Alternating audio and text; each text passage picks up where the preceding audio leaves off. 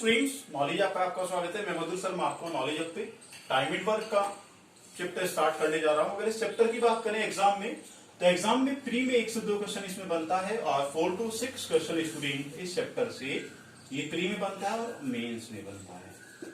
और एक चैप्टर इसी के साथ आपको पढ़ाया जाता है, पाइप्स एंड सिस्टर चैप्टर आपको इसी में पढ़ाया जाएगा student.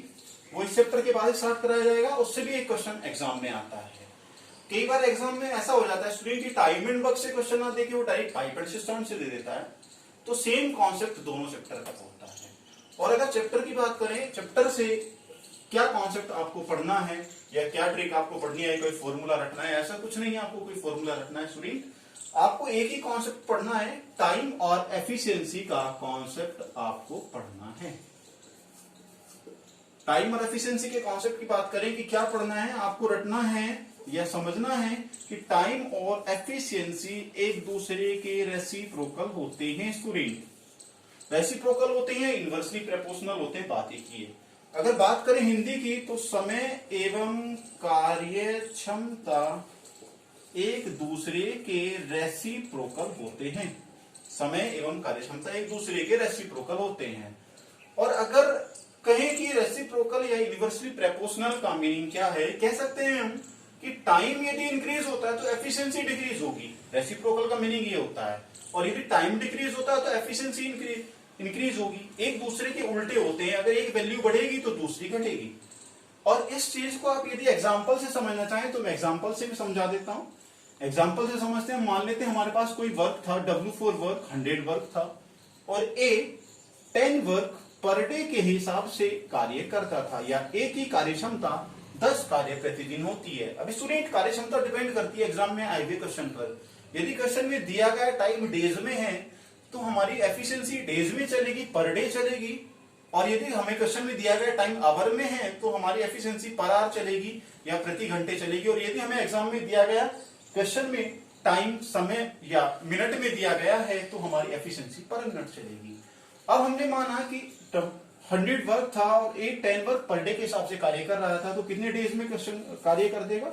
100/10 is equal to 10 days. भाई आपको सोचना है कि हमारे पास 100 कार्य था और A 10 कार्य प्रतिदिन के हिसाब से करेगा तो 10 दिन में कार्य पूरा कर देगा। अब हमने क्या किया स्टूडेंट, हमने वर्क फिर भी 100 लिया और A की एफिशिएंसी को इंक्रीज कर दिया।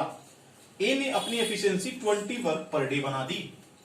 वर्क 100 था और A ने अपनी एफिशिएंसी 20 वर्क पर डे बना दी, तो कितने डेज लेंगे क्वेश्चन में? 100/20 इज इक्वल टू 5 डेज। तो कार्य हमारा 5 डेज में कंप्लीट हो गया। तो स्टूडेंट क्या समझे आप कि यदि एक बहुत लाइन समझना है यहाँ पे, यदि वर्क कांस्टेंट था, समझना स्टूडेंट, यदि वर्क कांस्टेंट था या वर्क बराबर था तो एफिशिएंसी इंक्रीज होते ही टाइम डिक्रीज हो गया। जैसे ही एफिशिएंसी 10 से 20 हुई वैसे ही स्टूडेंट टाइम 10 से 5 हो गया। Clear student? तो आप बोल सकते हैं डायरेक्ट कि टाइम एंड एफिशिएंसी एक दूसरे के रेसिप्रोकल होते हैं। अब स्टूडेंट यदि इसमें आए हुए क्वेश्चन की बात करें कि एग्जाम में कैसा क्वेश्चन आता है, तो बहुत ही सिंपल क्वेश्चन एग्जाम में आता है। पहले हम बेसिक क्वेश्चन से शुरू करेंगे, इसके बाद स्टूडेंट हम एग्जाम से आए हुए क्वेश्चन उठाएंगे, एग्जाम का क्वेश्चन का लेवल बढ़ाएंगे। तो हम एक क्वेश्चन लिखते हैं नॉर्मल सा। एक क्वेश्चन लिया हमने कि A can do a piece of work in 10 days, full stop, and B can do the same work in 20 days.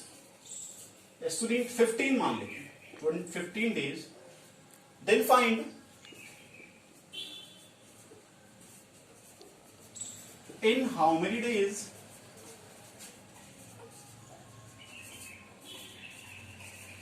work will be complete if they are working together.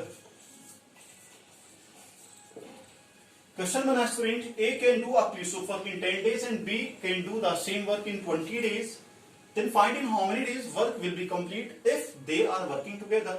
Hindi में बोल सकते हैं कि ए एक कार्य को 10 दिन में कर सकता है और बी उसी कार्य को 15 दिन में कर सकता है, तो ज्ञात करें दोनों मिलकर उस कार्य को कितने समय में पूरा करेंगे यदि वे दोनों एक साथ कार्य कर रहे हो।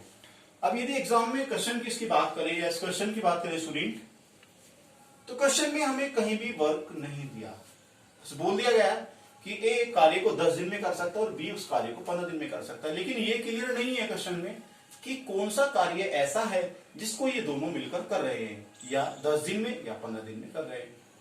अब स्टूडेंट ऐसा आपको क्वेश्चन में 99% नहीं दिया जाएगा कि कार्य कितना है, आप स्टूडेंट कार्य खुद ही एज्यूम करेंगे। आपका जो मन करे आप कार्य एज्यूम कर ले, वो कार्य क्या होगा, वो कार्य होगा जिसको ए और बी करेंगे। तो जो आपका मन करे स्टूडेंट वो आप एज्यूम कर सकते हैं, लेकिन आप ऐसी वैल्यू जरूर एज्यूम करें जो आपको कम कैलकुलेटिव हो या एग्जाम में कैलकुलेशन को कम बनाए। इसलिए स्टूडेंट हम कार्य एज्यूम कर लेते हैं, हमने वर्क एज्यूम कर लिया, इधर लिख लेते हैं स्टूडेंट, वर्क हम एज्यूम कर लेते हैं क्या, 10 और 15 डेज का एलसीएम, 10 एंड 15 का एलसीएम हम टोटल वर्क एज्यूम कर लेते हैं। तो 10 और 15 का एलसीएम की बात करें तो एलसीएम कितना होगा स्टूडेंट इनका 30, 10 और 15 का एलसीएम हमारा 30 होगा। और स्टूडेंट कुछ स्टूडेंट एलसीएम लेना नहीं जानते, तो एलसीएम लेना इधर समझें, बेसिक कॉन्सेप्ट होता है 10 और 9, 10, 11, 12 वाला, 10 और 15 का एलसीएम। सबसे पहले 2, 5, 15 एज इट इज, फिर 3, 5 एज इट इज, 3 और फिर 5 और फिर 1, 1, 5, 3, 2 6, 5 30। हमने एलसीएम लिया, एलसीएम हमारा 30 आया, इसको हमने एज्यूम किया वर्क, हमने मान लिया कि यहां पर कार्य 30 था। अब यदि कार्य को 30 हमने इधर रखा, हमने माना हमारे पास 30 कार्य है और 30 कार्य को यदि ए स्टूडेंट 10 दिन में कर रहा है और बी 15 दिन में कर रहा है, 30 कार्य को ए 10 दिन में करता है तो 3 वर्क पर डे के हिसाब से करेगा, और बी यदि 30 कार्य को 15 दिन में कर रहा है स्टूडेंट तो 2 वर्क पर डे के हिसाब से करेगा। अब ये क्या है स्टूडेंट, वर्क पर डे, ये है स्टूडेंट ए की कार्यक्षमता है, ए की एफिशिएंसी, और बी की कार्यक्षमता है, बी की एफिशिएंसी। इसका मतलब ए एक दिन में 3 कार्य करता है और बी एक दिन में 2 कार्य करता है। हमारे पास 30 कार्य है, ए 3 कार्य करता है, बी 2 करता है, तो दोनों मिलकर एक दिन में कितना कार्य करेंगे स्टूडेंट, 5। हमारे पास टोटल 30 कार्य है और ए स्टूडेंट एक दिन में 3 कार्य करता है और बी एक दिन में 2 कार्य करता है, तो हमारे पास एक दिन का कार्य कितना हो गया, 5। इसका मतलब एक दिन में दोनों मिलकर 5 कार्य कर देंगे और कुल कार्य कितना कराना है, 30। तो कितने डेज लेंगे स्टूडेंट, 30 कार्य कराना है और एक दिन में 5 कार्य कर रहे हैं तो 6 दिन में हमारा कार्य समाप्त हो जाएगा, स्टूडेंट कार्य समाप्त हो जाएगा।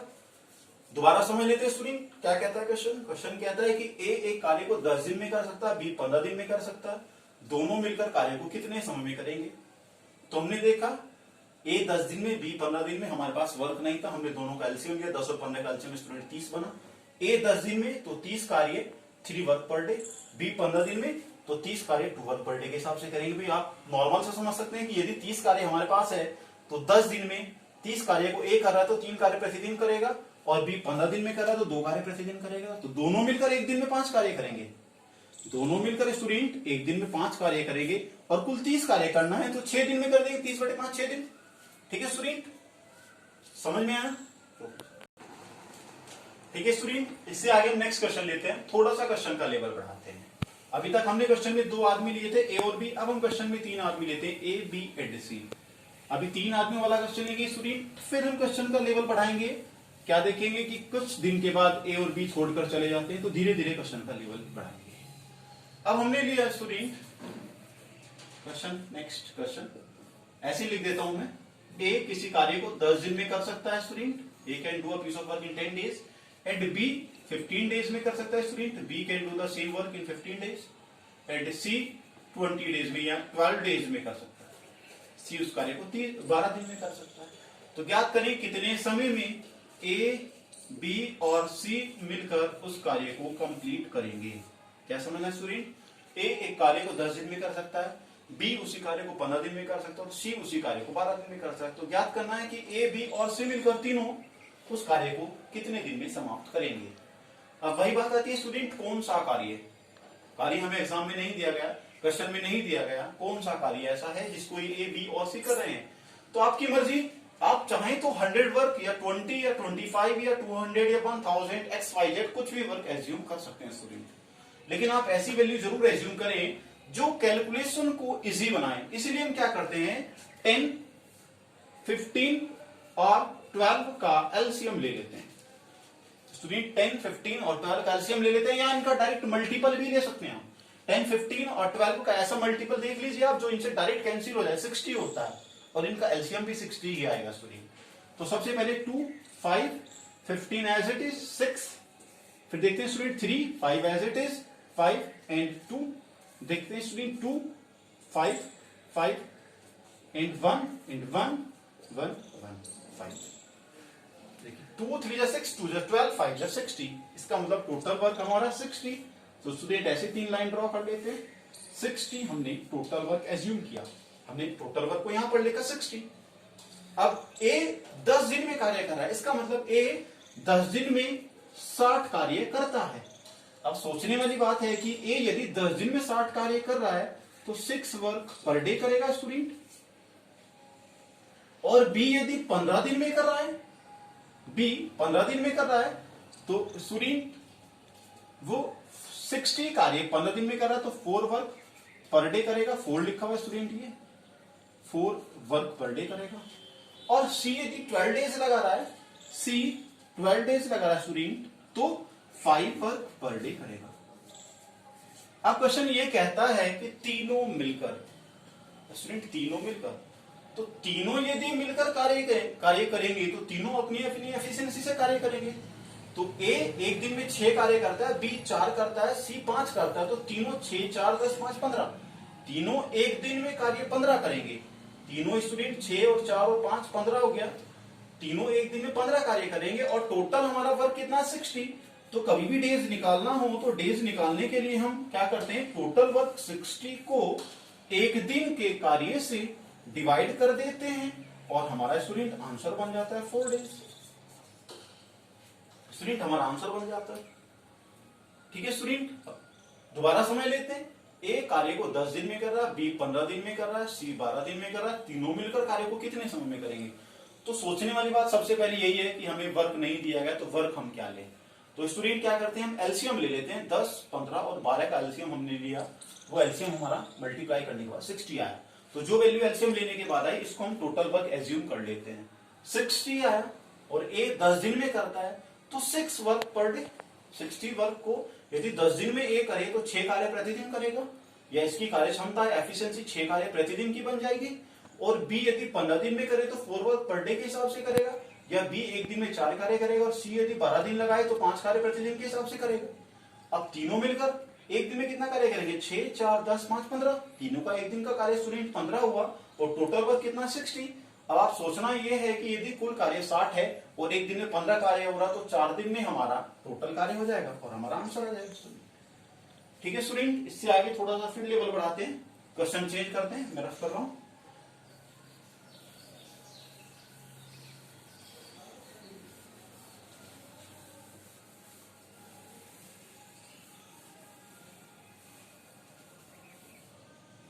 क्वेश्चन का लेवल फिर पढ़ते हैं। क्वेश्चन दिया गया student, A can do a piece of work in 10 days and B in 15 days if they starts work together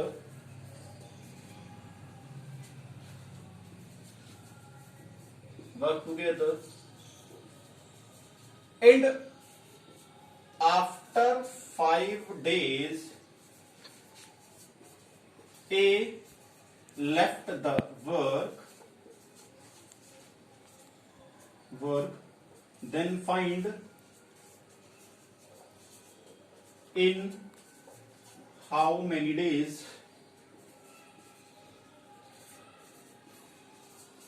remaining work